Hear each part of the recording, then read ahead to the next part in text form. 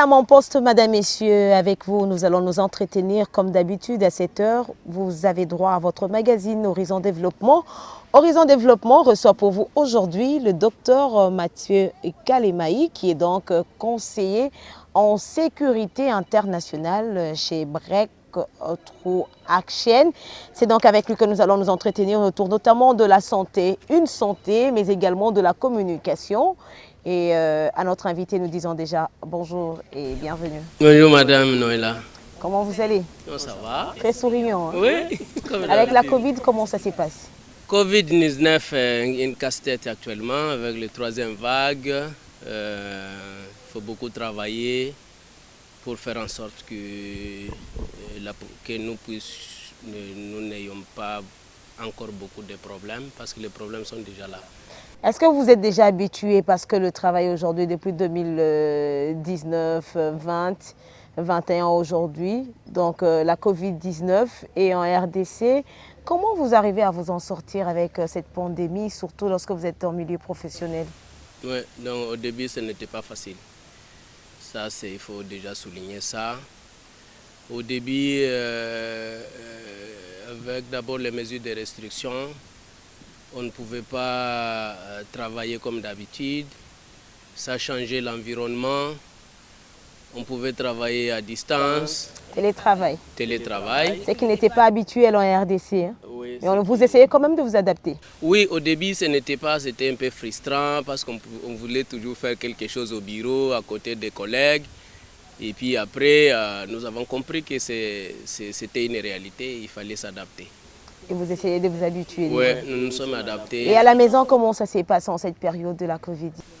Parfois, tu es sous la pression de madame, des enfants, et sous la pression des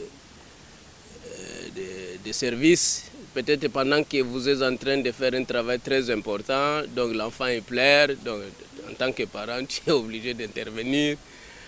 Un peu comme ça, mais après, finalement, nous nous sommes habitués petit à petit. Et aussi avec on s'entretient, communiquer avec les enfants, leur dire que maintenant là, ce n'est pas comme avant. Comme avant, pas des bisous. Pas des bisous, on Est-ce travaille. que c'est vrai ça? Oui. On travaille à la maison et puis parfois il faut laisser papa travailler. Et puis après un temps aussi, il y a le temps qu'on va être ensemble pour faire le reste, mais on s'adapte, mais ça va déjà. Madame, messieurs, je vous disais tantôt que notre invité est conseiller en sécurité internationale chez Breakthrough Action. Certainement, vous posez la question, Breakthrough Action, c'est quoi? Mais vous allez quand même trouver des réponses aux questions que vous êtes en train de vous trouver maintenant. Docteur Mathieu Kalemaï, Breakthrough Action. Certainement, c'est pour une première fois que certaines personnes qui nous suivent maintenant entendent parler de Breakthrough Action. En soi, c'est quoi Breakthrough Action? Oui, en termes simples, c'est tout simplement un terme qui voudrait dire tout simplement inspirer les changements. Inspirer les changements? Oui. Ça voudrait dire que chez Breakthrough Action ou dans nos projets, nous travaillons beaucoup plus pour faire en sorte qu'il y ait changement social et comportemental, pour aider les populations à adopter les meilleurs comportements qui sont favorables à la santé et à améliorer leur vie. C'est que pendant cette période de la Covid-19, vous avez un très grand travail que vous êtes en train de réaliser. Effectivement. Et qu'est-ce que vous avez déjà réalisé? Et déjà en mars de 2020, quand il y a eu cet événement de Covid, Breakthrough Action il a mobilisé déjà les fonds avec le soutien de l'USAID. Nous avons eu les fonds pour travailler dans le domaine de la communication. Nous avons développé les messages de communication. Ok. Vous êtes passé un peu trop vite. Breakthrough Action, c'est une entreprise, c'est une société, c'est un projet, c'est quoi au juste? Breakthrough Action ou Inspirer les changements, c'est un programme. C'est un programme. C'est un programme de l'université Johns Hopkins, qui est la plus grande université américaine. Et cette université, il a un centre de communication des programmes, le CPP. Et ce centre de communication des programmes, il a une très longue expérience dans la communication, dans le développement des outils de communication, dans le développement des messages de communication. Il travaille dans beaucoup de pays dans le monde. et notamment en RDC. Et ce programme en RDC plus spécifiquement, et surtout en cette période avec les financements, comme je vous ai dit, de l'ISAID, et nous sommes en train de travailler avec les partenaires gouvernementaux, avec les partenaires communautaires pour essayer un peu de renforcer les capacités en communication, travailler beaucoup plus avec les communautés pour faire en sorte que chacun, en ce qui les concerne, puisse adopter un comportement favorable et pour minimiser les risques. Voilà. Pour minimiser les risques. Est-ce que vous pouvez nous dire à quand remonte la genèse de Breakthrough Action au Congo et pourquoi elle est venue juste travailler en RDC, ce programme? Pourquoi le programme a voulu travailler en RDC, donc l'université a voulu travailler en République démocratique du Congo avec, dans le domaine de la communication? Oui. Je ne peux pas vous dire avec certitude quand la date que Breakthrough Action a commencé au Congo. Je sais que c'est un programme qui est là déjà depuis quelques années parce qu'ils mettent en place beaucoup de programmes. Ils aident les gouvernements de la RDC, surtout dans le domaine de la santé.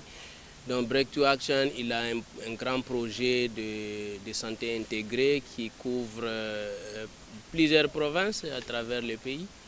Et il a aussi un autre programme où je travaille, donc les programmes de sécurité sanitaire globale, où je suis conseiller technique. Nous avons aussi des projets sur la COVID. Donc, la Covid, ça c'est un autre débat. Oui, ça c'était notre débat. Ça c'était notre débat. La Covid, le Covid, souvent ça revient même dans les ateliers. Qu'est-ce qu'on dit? Bon, après tout, bon, nous on s'attient qu'on peut parler de la Covid parce que c'est une infection à coronavirus. Okay. Voilà. Alors, en RDC, comme je t'ai dit, nous avons ce programme-là. Un programme de santé intégré pour le moment. Et quel est l'objectif de ce programme? Je souligne également que je ne sais pas si vous allez me contredire, mais vous êtes là quand même pour éclairer les zones d'ombre. Vous parlez de ce programme en santé, c'est plus l'aspect toujours communication ou un autre aspect? Il faut souligner que nous avons beaucoup de programmes. Nous avons les programmes de santé intégrés, voilà, qui appuient beaucoup plus le ministère de la Santé. Mais je vais beaucoup plus m'appesantir sur le programme. Le programme dont vous avez la charge, où vous travaillez. Okay. C'est le programme de sécurité sanitaire mondiale. Et quel est l'objectif poursuivi? L'objectif, c'est d'abord il faut remonter à la genèse. Voilà, la genèse. Alors, il faut savoir qu'au niveau mondial, il y a ce qu'on appelle le règlement sanitaire international, qui est l'Organisation mondiale de la santé. Et il a initié, auquel plusieurs pays, environ 194, dans la République démocratique du Congo. Dans la République démocratique du Congo. Et en 2005, le règlement sanitaire international a été révisé parce qu'avant, il y avait déjà le règlement sanitaire international, mais il a été révisé en 2005. Et en 2005, plusieurs pays ont souscrit. Ils ont trouvé qu'il y avait de plus en plus de menaces sanitaires au niveau mondial. Alors, ce programme ou bien ce règlement qui est un cadre juridique a été ratifié par plusieurs pays dans notre pays. L'objectif c'était d'accompagner les pays de pouvoir développer les mécanismes pour prévenir, pour détecter et pour riposter lorsqu'il y a une menace sanitaire, lorsqu'il y a un événement de santé publique de portée internationale. Alors, aussi aider les pays à réagir rapidement lorsqu'il y a une urgence pour éviter qu'il y ait beaucoup plus de dégâts. Oui. Alors, maintenant, en 2018, d'abord en 2016 ou 2010, entre 2016 et 2017, il fallait faire une évaluation. Et cette évaluation s'est faite en interne au niveau du pays pour voir 10 ans plus tard ou plus de 10 ans avec les règlements sanitaires, qu'est-ce que la RDC avait déjà fait comme travail, est-ce qu'on avait déjà des capacités. Alors cette évaluation a abouti à des conclusions. Que la RDC n'était pas à la hauteur. Bon, on ne peut pas dire qu'il n'était pas à la hauteur.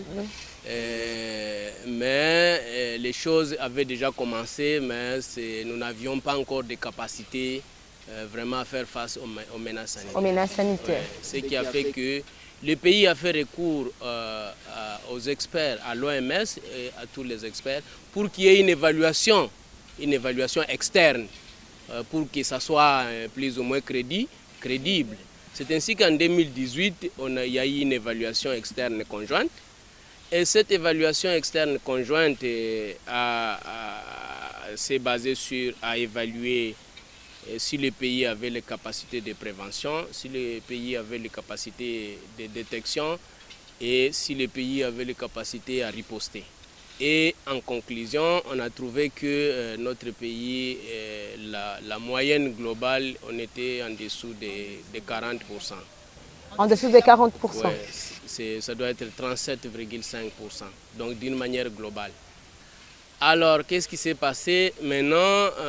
C'est ainsi qu'au niveau mondial, il y a eu ces projets-là de sécurité sanitaire mondiale qui est venu au Congo. Et cette évaluation externe conjointe qui s'est basée sur 19 domaines différents, dont la communication, parce qu'il fallait aussi évaluer aussi la communication. Parce que la communication, c'est un domaine transversal. Donc quand vous voulez prévenir, il faut communiquer. Il faut communiquer. Quand vous allez riposter, comme l'école de Palo Alto qui dit qu'on ne peut ne pas communiquer. Oui, c'est ça. Alors, dans le domaine de la communication, il y a eu aussi, sur le plan politique, les pays n'avaient pas de bons indicateurs. La plupart des indicateurs étaient au rouge. Ouais. Étaient au rouge et jaune. C'est-à-dire que soit il n'y avait pas de capacités, soit les capacités étaient limitées. Voilà. On a aussi un autre domaine dans lequel nous travaillons, c'est sur les zoonoses. Mais permettez un peu de vous poser quand même une question par rapport à ce que vous venez de dire. Mais comment expliquer qu'un pays si riche comme la République démocratique du Congo ne puisse pas être à la hauteur en ce qui concerne tout ce que vous venez de dire là? Les pays en dessous de la moyenne, de pays. Donc, comment expliquer un peu ça? Oui, ça s'explique dans le sens que nos systèmes de santé, dès le départ, ce sont des systèmes de santé fragiles. Les systèmes de santé fragiles, c'est les systèmes de santé où on n'a pas assez de capacités, assez de personnel, assez de ressources. Malgré les richesses que contient la RDC. Oui, les richesses, ça c'est autre chose, mais si les richesses ne sont pas bien réparties, si par exemple le budget de la santé devrait être un budget conséquent pour faire face à tous ces problèmes de santé, pour former les professionnels de santé, pour former les médecins, pour former les pharmaciens, former tout le monde. Et si ce budget-là était alloué correctement, je pense qu'on ferait mieux les choses. Je pense que la RDC, c'est un pays à ressources. Oui, c'est vrai, on parle riche, tout ça, mais il est classé parmi les pays à ressources limitées, quoi. Voilà. Alors, pour revenir au programme, je parlais du règlement sanitaire international et de l'évaluation externe conjointe. Donc, il y a eu des recommandations de l'évaluation externe conjointe. Dans ces recommandations, il a été recommandé au pays de développer un plan national de sécurité sanitaire nationale. Est-ce que ça a été fait? Les PANS, oui.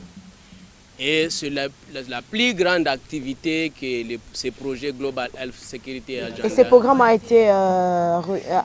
été établi pour quelle finalité? C'était pour aider, accompagner la RDC à s'acquitter de ses obligations d'application du règlement sanitaire international. Et plus spécifiquement, ce projet était destiné pour accompagner la RDC à avoir les capacités à prévenir, à dépister et surtout à riposter lorsqu'il y a un problème de menace sanitaire. Tu vois, avec Ebola, avec toute la fièvre jaune, notre pays il a un profil épidémiologique avec beaucoup de problèmes de santé. Donc, c'est ça l'objectif, le but de ce programme. Mais que dit d'abord ce règlement le règlement sanitaire international? Oui, le règlement international, c'est un texte juridique. Là où on a mis en place des mécanismes. On dit la RDC, par exemple, pour prévenir les menaces sanitaires, il doit faire X, Y, Z activités. Quand il y a une épidémie, pour détecter qu'il y a une épidémie, il doit faire tel X, Y, Z activités. Tout ça, la RDC est incapable. Non, ce n'était pas ça. Je t'ai dit que ce n'était pas incapable parce qu'en cas même des épidémies, la RDC... Vous avez parlé de 37%. Oui, 37%. Sur 100%, quand on regarde le 37%, c'est-à-dire que la RDC ne répondait pas favorablement au règlement sanitaire international. Oui. C'est comme ça que c'est là qu'est venu d'ailleurs Breakthrough Action au pays. Non, le Breakthrough Action était avant. Était déjà là avant. Avec les autres activités.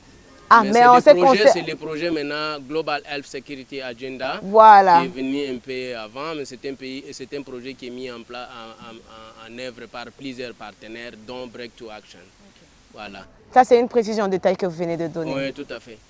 Et voilà, accompagner la RDC à pouvoir être capable de prévenir les menaces sanitaires, de riposter, de détecter et surtout de réagir rapidement lorsqu'il y a un problème de santé publique, surtout des portées internationales. Alors quand on a élaboré quand on a fait l'évaluation externe conjointe, il y a eu des recommandations pour faire les PANS. Les PANS, c'est quoi? Le plan national de sécurité sanitaire. Et ces programmes a accompagné les pays à voir ces plans-là.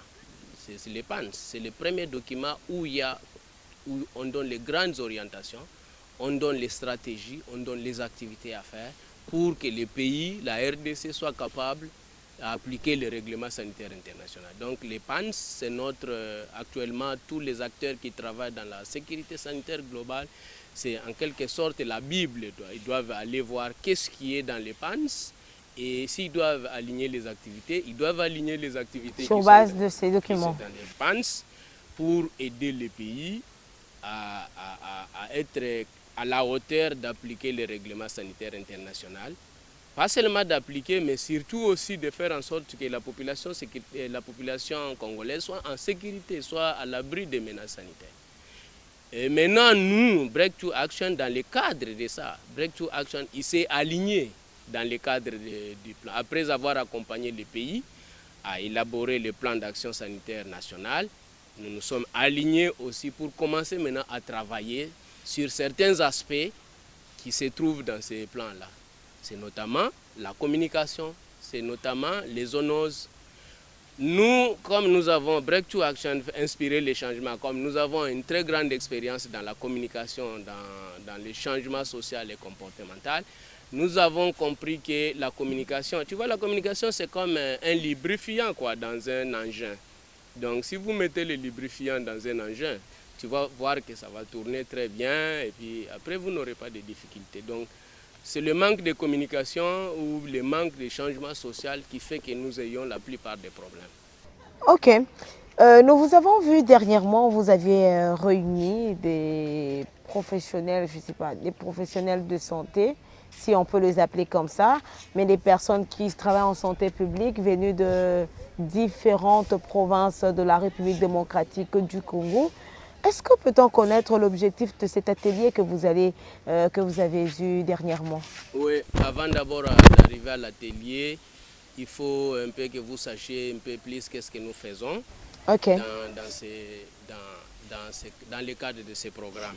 Brièvement, hein, parce qu'on est en train de faire la course à l'heure. Oui, brièvement. Donc, brièvement, c'est-à-dire que inspirer les changements, Breakthrough Action, nous travaillons sur les politiques, sur les stratégies, sur le plan, sur les mécanismes et sur les politiques de communication. Donc on veut aider le pays à avoir des bonnes politiques, des bonnes stratégies, des bonnes procédures, ok, sur la communication.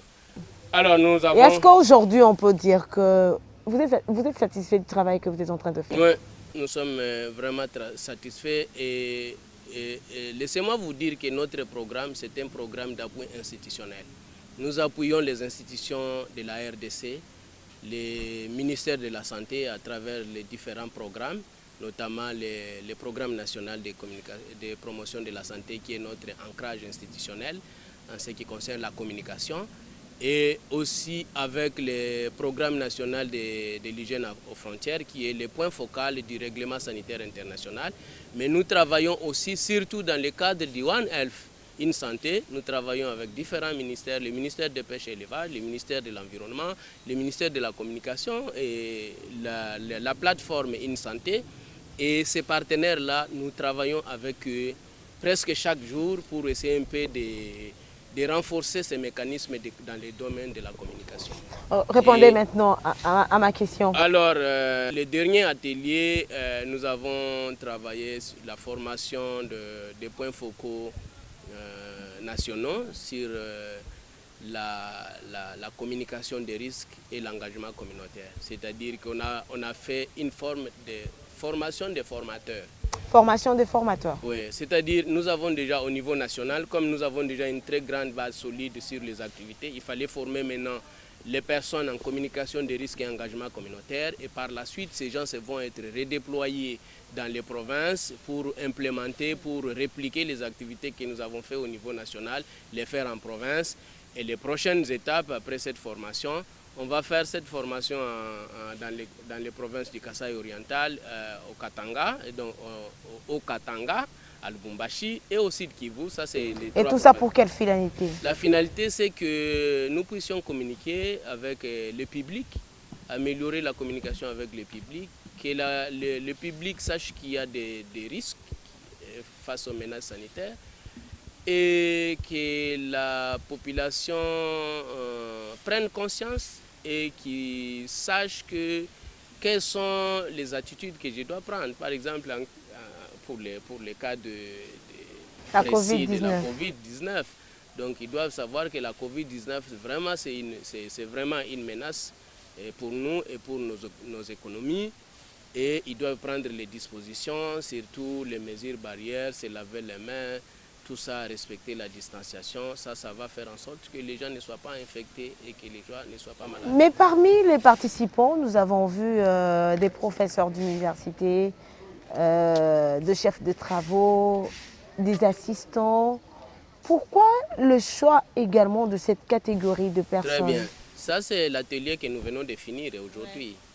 Et nous travaillons avec beaucoup de partenaires. Et nous travaillons aussi avec les partenaires du réseau des universités. Pourquoi cette cible-là? Parce que on a constaté que les professionnels de santé, en ce qui concerne la gestion des menaces sanitaires, ce sont les personnels de première ligne. Alors, pourquoi nous avons ciblé les gens des universités? Parce que tout le monde passe par l'université. La formation formelle, c'est un canal, un moyen, c'est un mécanisme pour former beaucoup de gens. Voilà. Déjà, quelqu'un, quand il va à l'université, il doit être apprendre. Oui, il doit déjà apprendre qu'il y a des menaces sanitaires et voilà ce qu'il faut faire. Et surtout dans le cadre de la communication. Alors, qu'est-ce que nous avons fait? Nous travaillons avec Afronum, donc, qui est un réseau des universités africaines, mais qui accompagne les universités à développer plusieurs mécanismes, notamment la communication. Et nous avons voulu que, au lieu que les gens viennent sur le terrain, on lui donne les responsabilités, il ne sait pas par où commencer, il faut déjà introduire les modules de formation qui s'adaptent aux situations actuelles.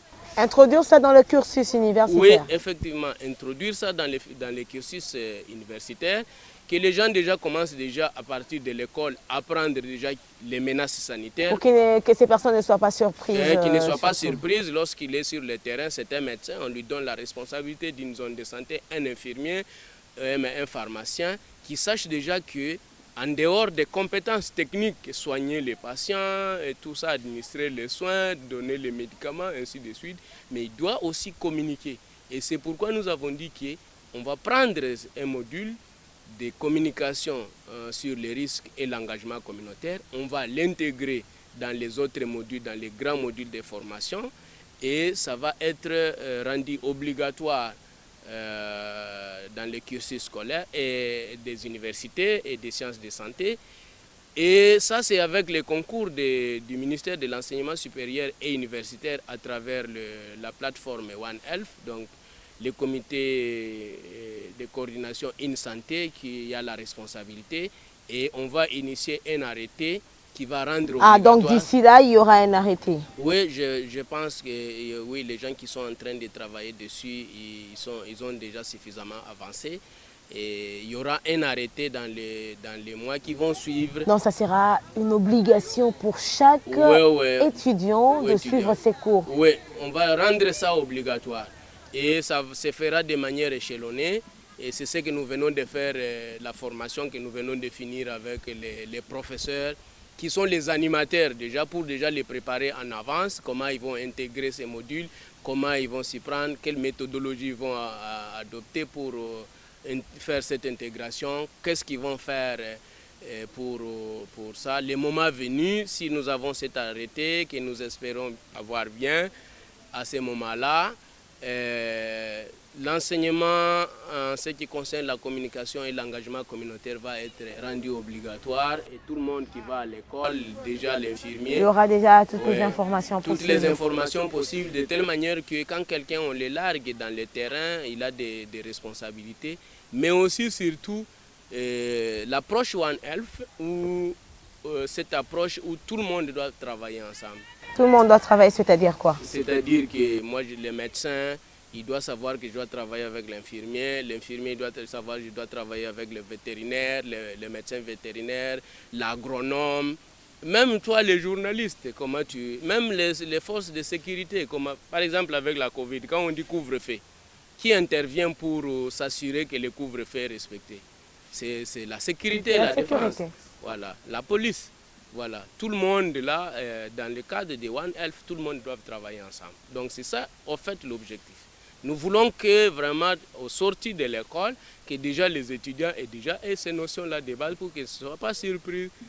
Nous sommes arrivés pratiquement à la fin, mais je ne peux pas quand même m'empêcher de vous poser une question sur les zoonoses, parce que vous y travaillez également. Que peut retenir aujourd'hui cette population qui est en train de vous suivre des zoonoses? Ouais. Les zoonoses qui sont des maladies qui se transmettent des animaux à l'homme ou l'inverse, ou bien qui peuvent, après cette transmission de l'animal à l'homme, ils peuvent continuer aussi à se transmettre de l'homme à l'homme. C'est notre domaine d'intervention d'ailleurs dans le cadre de ce programme. C'est un programme de communication des risques, mais avec un focus sur les maladies zoonotiques. Et en RDC, et là, qu'est-ce que vous faites concrètement? Oui, en RDC, on a identifié 6 groupes de maladies zoonotiques. Ouais. Il y a la rage, donc il y a la fièvre jaune, il y a Ebola, il y a les salmonelloses, il y a les monkeypox. Monkeypox? Oui, on appelle la variole des singes. Ah, ok. Ouais. Il faut utiliser des termes simples, hein, sinon pas vous allez compliquer ce qu'ils sont en train de vous suivre. Alors, ce que nous faisons concrètement, nous avons, avec le ministère de la Santé d'abord, développé la politique de communication des risques sur les zoonoses prioritaires. Donc c'est un document d'orientation qui donne les grandes orientations sur les politiques. Nous avons accompagné les pays à avoir une stratégie nationale de communication des risques, voilà, sur les zoonoses. Nous avons élaboré au mois d'avril un document de procédures opérationnelles standards sur la communication des risques liés aux zoonoses prioritaires. Donc nous, c'est communication avec un focus sur les zoonoses. Voilà ce que nous faisons. Okay. Voilà. Et est-ce que vous avez encore quelque chose à ajouter parce que c'est la fin de cette émission? Non, c'est que... Vous êtes satisfait aujourd'hui de tout ce que vous êtes en train de faire? Oui, très satisfait. Bon, ce que je peux ajouter, c'est exhorter les gens. Nous sommes en 3e vague. Et puis il y a la vaccination contre la Covid-19. Donc les gens doivent se faire vacciner parce que c'est le seul moyen pour se protéger. Au-delà de tout ce que Breakthrough Action a déjà fait en RDC dans la lutte contre la Covid-19 aux côtés des autorités du pays, quelle est votre contribution que votre programme a-t-on apporté à la RDC? Et ça sera bien votre mot de la fin. Voilà, ça c'est ce que j'ai dit. En bref, nous allons beaucoup plus aider les pays à avoir des capacités, à prévenir. Vous allez rester juste dans le renforcement des capacités? Non, pas le renforcement des capacités. Nous développons les outils de communication. Nous menons aussi les études qui vont nous aider à développer les outils et les messages de communication, les études qualitatives. Nous en avons déjà d'ailleurs aligné 3. Il y a la première qui va bientôt là commencer. Donc notre programme, c'est pour aider les pays, aider la RDC à être capable d'appliquer les règlements sanitaires internationaux, surtout en ce qui concerne la communication et en ce qui concerne le contrôle des zoonoses. Voilà, Madame, Messieurs, la Covid-19 est une réalité en République démocratique du Congo. Protégeons-nous, respectons les gestes barrières. Et ce n'est que de cette façon que nous allons freiner la propagation de cette pandémie qui a déjà endeuillé plusieurs pays, plusieurs familles, vous laissez très bien dire, familles congolaises. Donc, ne négligez pas les gestes barrières. Merci de nous avoir suivis. Merci surtout de rester fidèles, mais également merci de nous faire parvenir vos propositions, nous faire parvenir également vos suggestions. Merci et on se retrouve à la prochaine. Surtout merci à notre invité d'être passé. Avec le plaisir de vous retrouver prochainement. Oui, tout à fait. Merci et au revoir. Au revoir.